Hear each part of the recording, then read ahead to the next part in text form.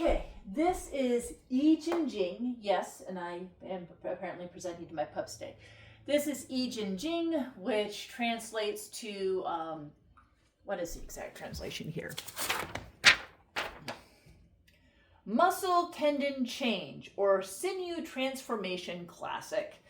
There's some legendary origins that it was originally used by the Shaolin Monastery, and that it has a deep history, but when they actually do the research, they can't find anything earlier than 1827, really. And there's a whole Wikipedia information about that if you want to look it up.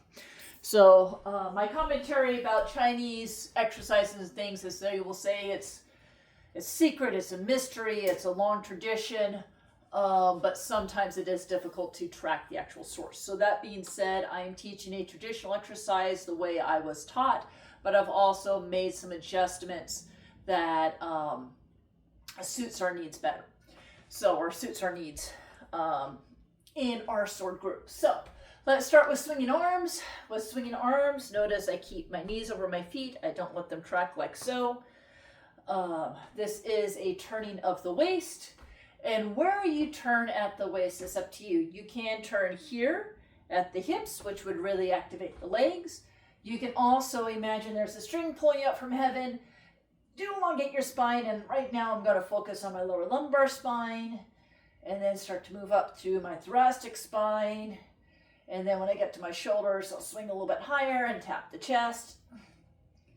And then I'll start focusing on lower and lower parts of my spine, so that's a spinal twist. I can twist a little bit further around and lift my diaphragm to give myself a nice abdominal massage. That would be getting the liver and apparently the stomach and large intestine. This rhythmic movement is very good for peristalsis. You can add a deportment to it, a vibration. This is a very loose fist, so sending vibration to my lungs. I'm doing my lungs and my low back as I do this. If you want to really work on coordination, you can do a walk forward and walk back with this. Hi, puppy. Remember, you need to stay out of the way or you're going to get whacked. I know, it's exciting, but I'm doing this right now. Nope, you have to wait. But walking with it can be a nice way to coordinate. Swinging arms is really nice because you can do it inside. Therapeutic dose is 30 minutes. Western medicine talks about going for walks, the health benefits of going for a walk for 30 minutes. Coffee means I'm probably doing it right.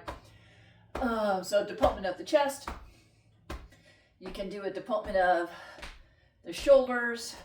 You can do this one and even do a lean with it, which is supposed to be catching a leg. If you're on a computer all day, this is one I like, where you add a shake of the hands and letting the arms completely flop. You can close your eyes and do this rhythmic movement for 30 minutes. Let the meditation or the rhythmic movements put you into a nice meditative relaxation state, help clear your brain. Of course, that's difficult to do as I'm teaching. What's another one? This is one I discovered. If I have hip pelvis pain and I can't turn here, I've done a rotation in of the leg instead of the hip, so I can hold my hip stationary and just help open up the leg. And that rotation of the leg, of course, would help with the head of the femur. So a very customizable, easy warm-up. Now, if you want to get joints like ankles and knees, here's an alternate way to warm up. Again, therapeutic dose is 30 minutes. This is not a deep lunge. This is a gentle bend to the knees and the ankles to allow a nice pumping motion. All the lymph nodes are behind the joints, so the concept is that you're pumping the lymph nodes, and that's why this then becomes a full lymphatic massage. Okay, knees, ankles. The swinging really pumps the lymph underneath the armpits, bending of the elbows there.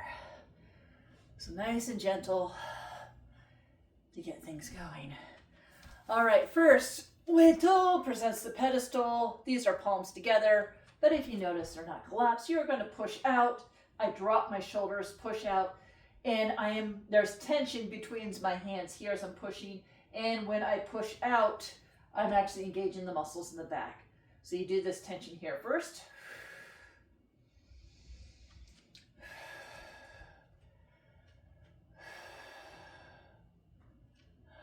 And then second is you turn this out and then come up on the toes. You should be focusing on the big toe through the arch. Take some slow deep breaths. You are engaging the insides of the legs.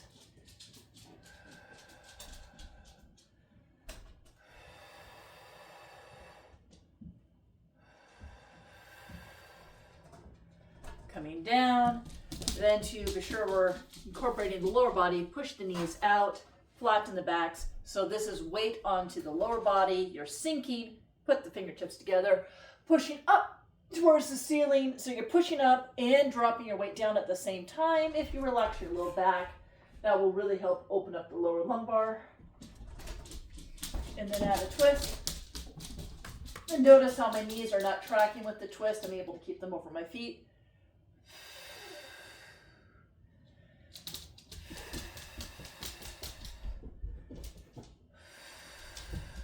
Bringing one hand down to the low back. This hand comes out. And then take it back just a little bit to engage the pectoralis and then push. So you're going to feel a stretch here and a stretch down the inside of the arms. This hand here is a good way to remind myself to flatten that back. Just allow that tailbone to drop towards the ground. And then start with your pinky, articulate around. Thumb on the inside, curl. And you're going to feel it right here. And release, starting with the pinky, articulate. Now push, and again push back. This is called plucking a star. Again, curling around, and in, out, and articulate back. And dropping down. Now I like to shake out here, but I'm not doing a full jump and keep my weight low. I'm just gonna bounce on my heels. The balls of my feet are still on the ground, but let the vibration of bouncing the heels go up through the body and let my shoulders drop.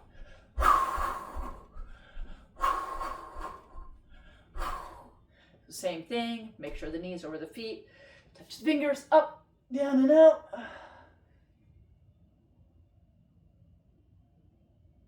Curling in, articulating out, taking it back, pushing, back down.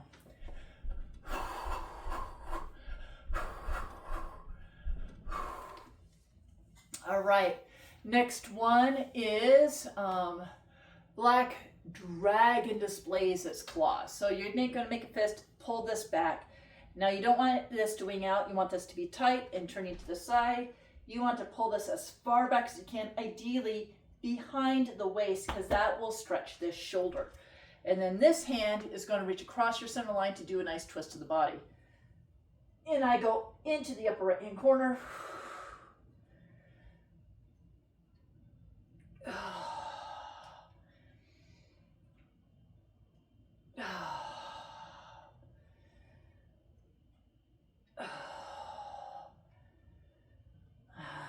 And bringing this all the way back, I'm going to reach to the opposite corner.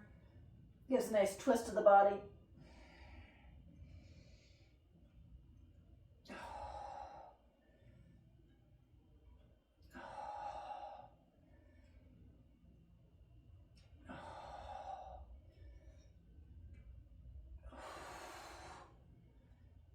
And coming back. Now the next one is called 9 Ghosts Drawing Sabers, and I have changed the way I used to do this. I saw an alternate way online and I like it better. So forward stance, so just one leg in front of the other. This leg here is I'm going to have this hand here and this hand behind the head. Don't worry about grabbing the ear. That's the way I previously taught it. But the idea is, and I'm getting this from my massage practice, if you push those elbows back from the upper and lower body, you will find that you will get a nice stretch across the torso. And then if you, this elbow, take this elbow back and push this hand forward, you will get a nice cross stretch from here across the torso.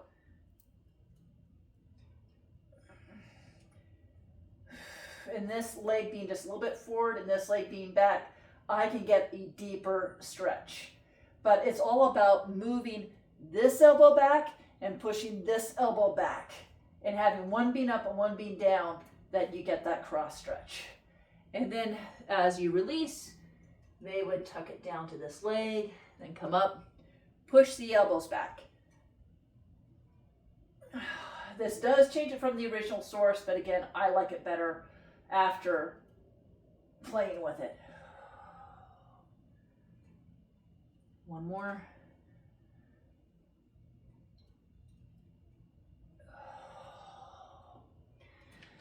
Let's alternate. So this is the leg that's forward. I'll put this hand in the back, this hand here, and it's about pushing the elbows open to get a nice cross stretch. So as you push these open, particularly this upper elbow, I'm going to send to this so my knees don't track. Take it back, push. If you take this back, if you take both the elbows back, you will end up having a nice cross stretch. And this one can go back a little bit further because the leg is back.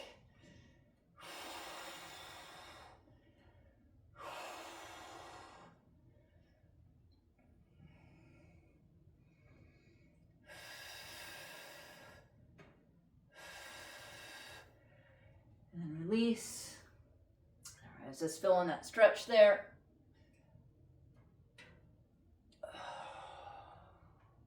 One more.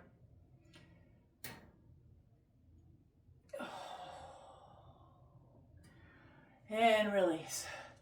Okay, next one is horses pulling reins. So this is, if you're pulling wild horses' reins, you'd be grabbing the reins and pulling them in. This locks the shoulders into place.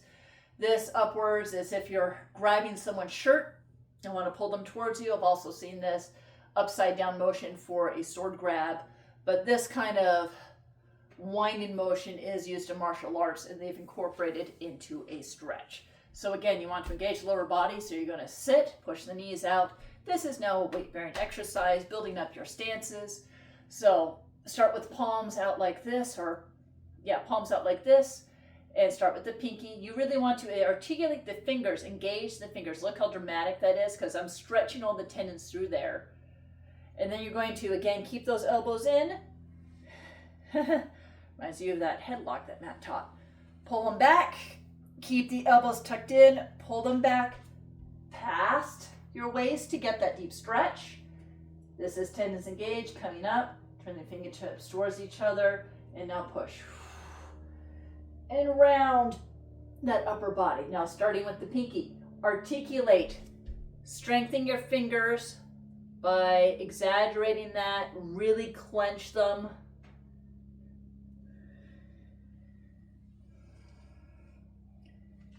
Coming up, pushing up. Articulate those fingers.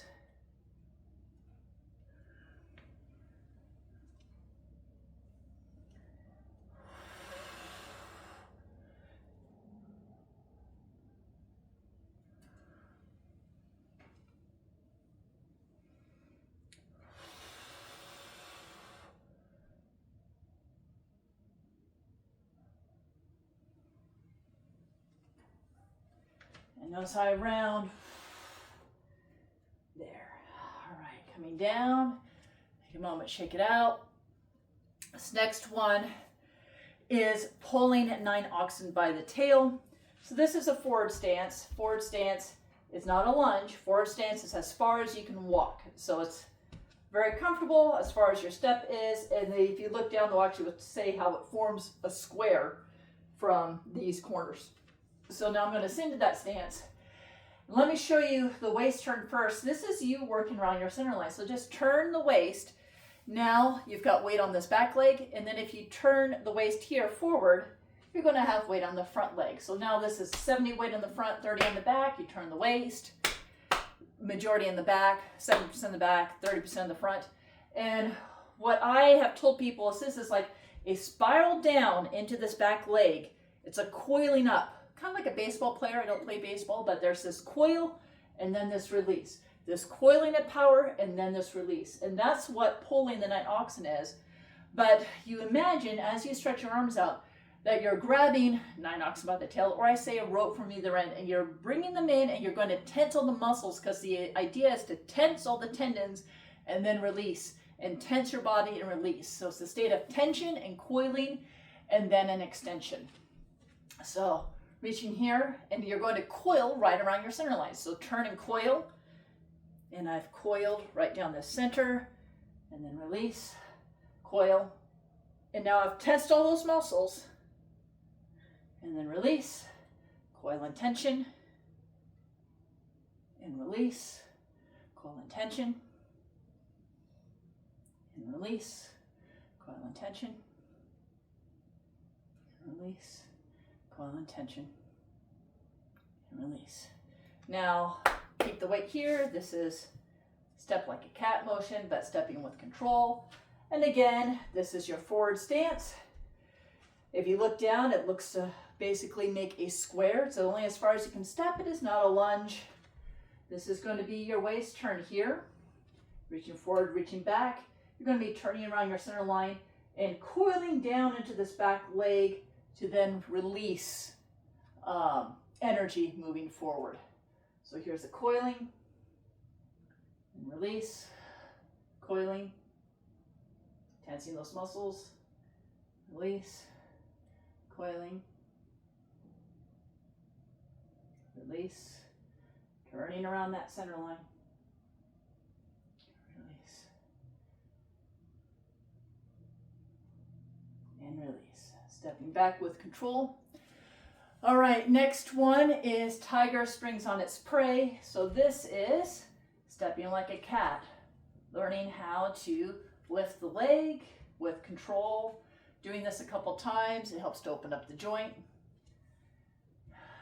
And then notice how I sink into this back leg, because sinking to that back leg will help you be stable. Step forward. This is a lunge. And then reaching forward as if you're doing 133 sword. Do a reach, reach, reach, reach, reach. Make sure that knee is over the foot.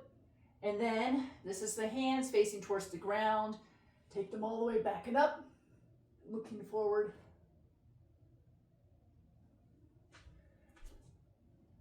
Sink, engage these legs. Stepping forward like a cat a couple times.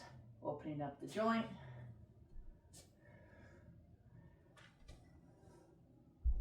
Reaching forward. And taking the hands back.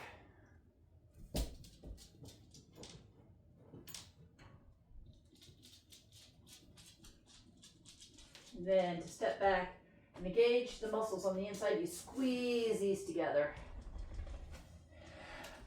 rather than pushing or launching off one of the legs. All right, I've added a couple of bonus moves from another Qigong called Jin. So this one's called wag the tail, because if you had a tail on your tailbone, it'd be making a full circle. But you're going to sit, and your hands are going to be up here in the inguinal groove. And you're going to turn the waist, and you actually, it's okay to let this knee track a little bit, because you actually want to open up this inguinal groove a little bit. And then you want to fold down over this leg, and then you want to look forward and come forward. And when you get here, your legs are being pushed apart, and you're sitting into this posture, and you should feel the buttocks spread apart. Now that may feel weird, but the reason why we're doing it is we sit in chairs all day.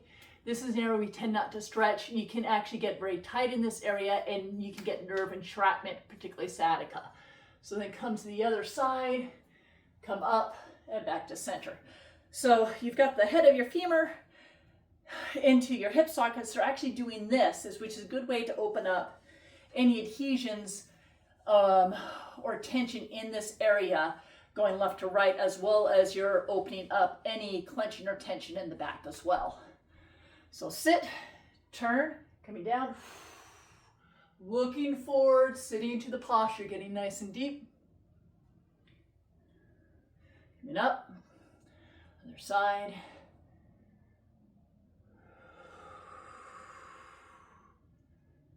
Inhale, coming up. Exhale, coming down.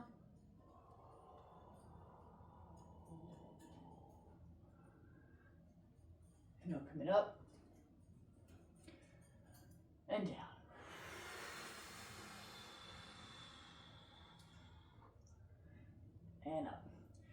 Now, additional stretch, just lean to the side. This is a good stretch of the inside of the legs. Do that left to right.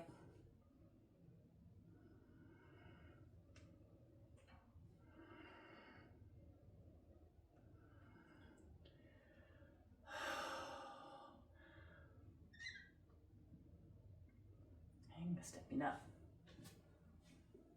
Okay. Next is one called Reaching for Heaven and Earth with a psoas stretch added onto it. Psoas is the muscle that attaches to your femur, runs through the body, and attaches to the lumbar spine. So it actually runs front and back of the body. It's the muscle that allows you to lift your leg. It's also the muscle that gets short when you sit in a chair all day. So the psoas stretch at the end is going to be really good. If you do sit in a chair all day, you could get up once an hour and do that stretch to do a counter stretch to your sitting position. So to start, inhale, reach up, not wide, keep the hands close to the ears, lift up, lean back, lift the chest, look up, feel how it's opening up the front of the torso as you lean back. Take some slow deep breaths.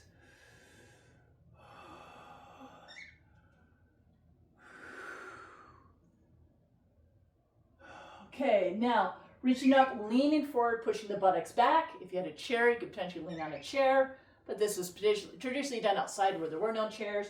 Slide your hands up to your inguinal groove, push the buttocks back.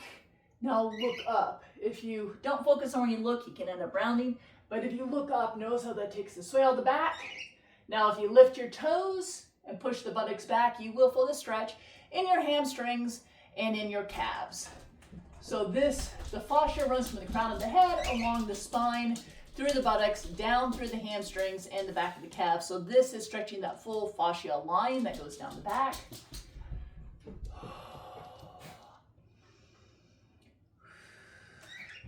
Hi. Oh yes, I know you can stretch too. Now if you turn your toes in and push that back, again, that spreads the buttocks open a little bit more. This is specifically if you have sciatica and a nerve entrapment, but the position of the toes does matter for those things. Now next, you're going to go ahead, allow the knees to relax. You're going to fold over, cross the arms, and this is a yoga move that will help stretch the low back, taking it down. This elbow to that knee, so you twist, and you're twisting this way, but it's opening up the opposite side. This is going to open up your low lumbar.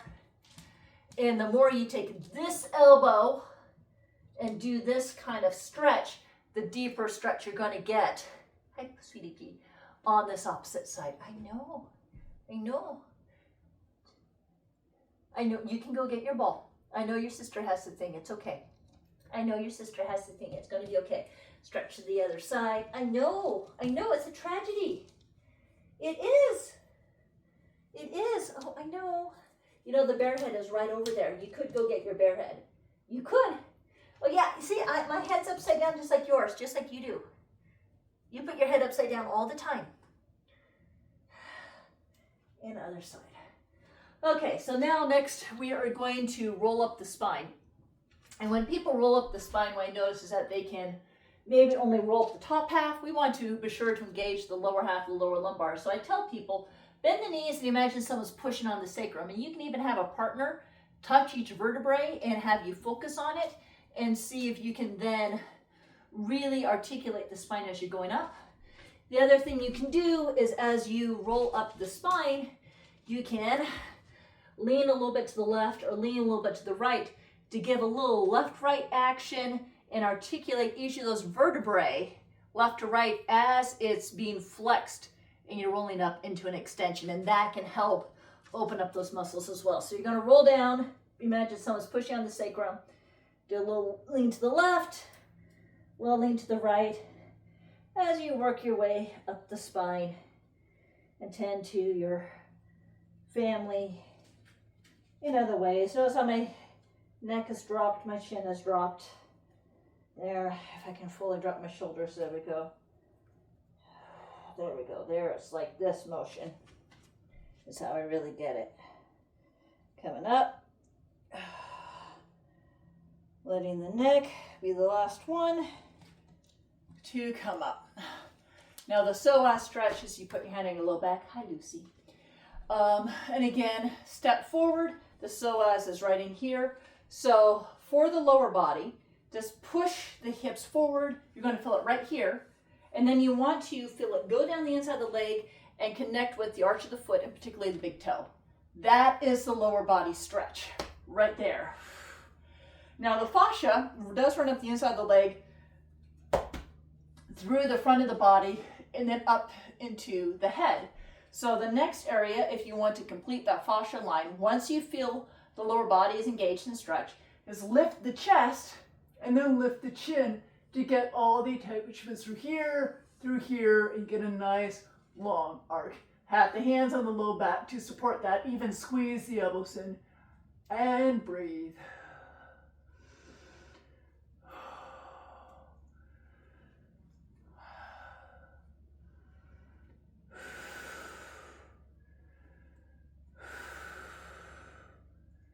Come down, step like a cat, stepping forward, and again, start with the lower body, pushing the pelvis forward. You should feel it right here. Feel it run down the inside of the legs to the arch of the foot and into the big toe. Feel that stretch to engage the rest of the body. Lift the chest and then lift the chin.